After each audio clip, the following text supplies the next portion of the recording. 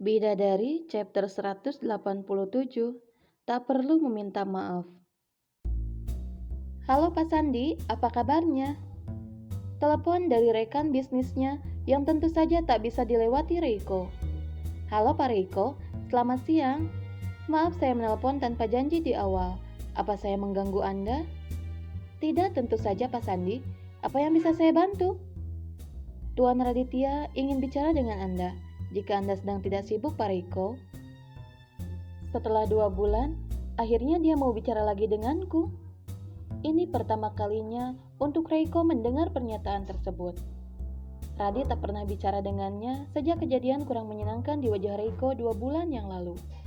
Sungguh ini pencapaian luar biasa juga untuknya. Meski Reiko tak tahu kira-kira apa yang ingin dibahas oleh Taken satu itu. Tentu saja saya sedang tidak sibuk, Pak Sandi. Apalagi para Raditya yang ingin bicara. Reiko welcome, dan ada senyum di bibirnya ketika mengutarakan itu.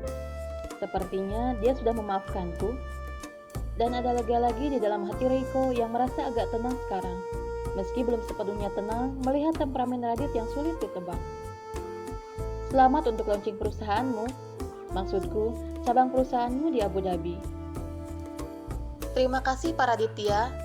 Saya tidak menyangka kalau Anda menelpon untuk menyampaikan ini. Saya sangat berterima kasih sekali untuk apresiasi yang Anda berikan. Dan mohon maaf karena saya terpaksa menyerahkan semua urusan Aurora Corps ke tim untuk proyek part 2 dan 3. Apa ada sesuatu yang merisaukan dari 2 proyek itu?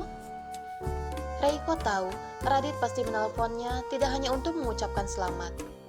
Apakah ada sesuatu yang salah di sana sehingga membuat pemilik Aurora Corporation itu menghubunginya? Biasalah, ego Radit memang setinggi langit ketujuh.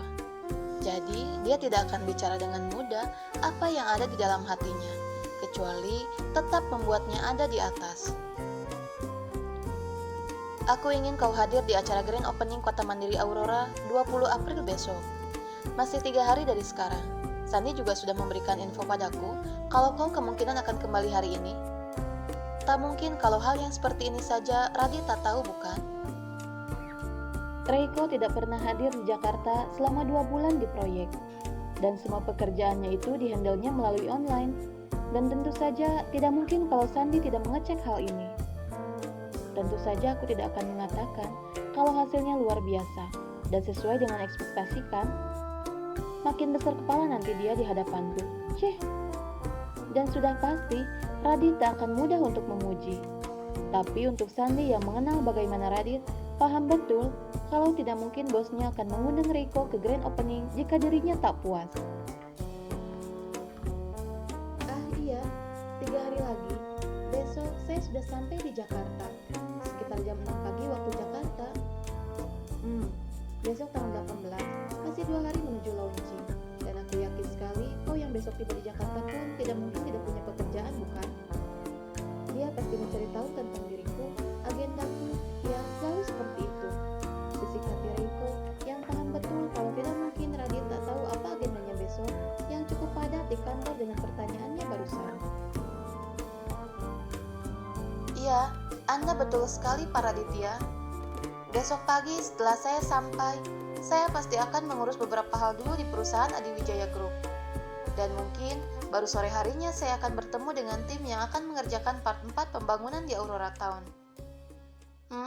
Tak masalah soal itu.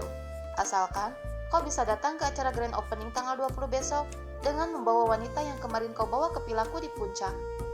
Maka aku rasa aku bisa membayar untuk part 4 di awal pengerjaan, bukan membahas kerjaan. Dan jelas, permintaan yang tentu saja sulit sekali dibuat nyata oleh Reiko. Soal itu, Reiko belum tahu ingin bilang apa. Membawa Aida, ini masalah besar untuknya. Kau pikir aku menelponmu sekarang, merendahkan harga diriku hanya untuk basa-basi saja, seperti aku mencintaimu dan ingin menggombalimu? Tentu saja tak begitu Pak Raditya. Dengar Byakta, kalau bukan karena permintaan istriku yang menginginkan wanita itu bertemu lagi dengan anakku, maka aku tidak akan menghubungimu. Kontrak kerjasama kita sudah berakhir sejak ada kecelakaan itu. Kau pikir aku tak bisa mencari desain interior terbaik lainnya? Jelas Anda mampu, Pak Raditya. Saya harus berterima kasih pada istri Anda. Mau apa kau? Memang kau pikir aku mengizinkan istriku bicara dengan pria sembarangan? Tak begitu, Pak Raditya. Maksud saya, istriku ingin anakku bertemu dengannya. Bukan istriku ingin bertemu dan ingin membelamu di hadapanku. Sudah dibilang kan, kalau Radit tidak mungkin mengakui kerjaan Reiko memang luar biasa dan dia menyukainya. Pasti ada unsur lain kenapa dirinya menyuruh Sandi repot-repot mencari tahu info tentang Reiko. Dan tentu saja, itu bukan hanya sekedar bisnis. Ini pula yang membuat Reiko yakin memang tak akan mudah kalau Radit menelponnya. Saya mengerti Pak Raditya, dan saya masih ingat betul apa yang diminta oleh istri Anda.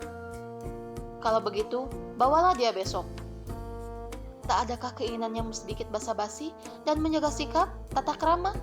Reiko memang benar-benar tak paham memang kalau Radit sudah bersikap. Pedenya tinggi dan seakan dirinya tak pernah salah. Tapi mohon maaf Pak Raditya, saya tidak mungkin pergi bersama dengannya ke acara pembukaan itu, dan selama ini saya tidak pernah mengumumkan hubungan saya dengan siapapun. Bagaimana kalau kita mengatur jadwalnya di hari lain? Namun, untuk yang satu itu, memang Reiko sulit, dan dia bukannya tidak menghargai Raditya, tapi memang tidak bisa. Membawa Aida itu masalah pelik untuknya. Untuk menghindari masalah dengan Adi Wijaya, kau bersembunyi-sembunyi berhubungan dengan Brigita. Dan semua itu dilindungi oleh Endra Adi Wijaya. Dan saat ini, kau sengaja tidak mau menceritakan siapa yang bersama denganmu, supaya masyarakat berpikir kau masih sendiri.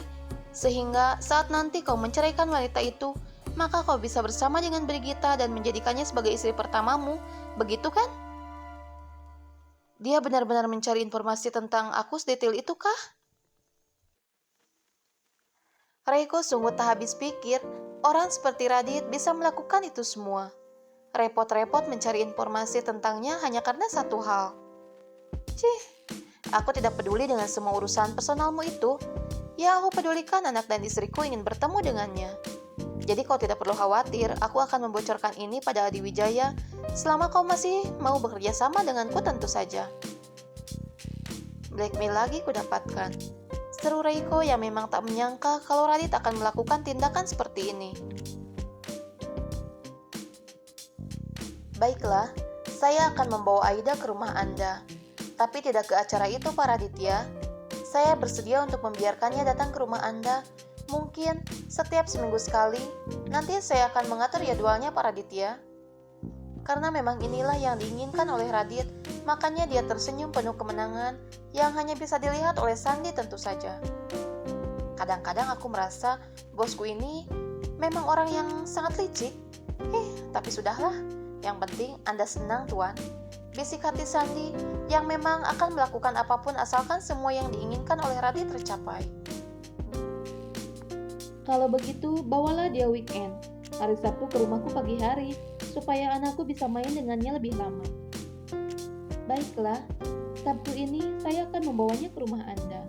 Tapi Pak Raditya, ada satu hal yang saya inginkan juga dari Anda.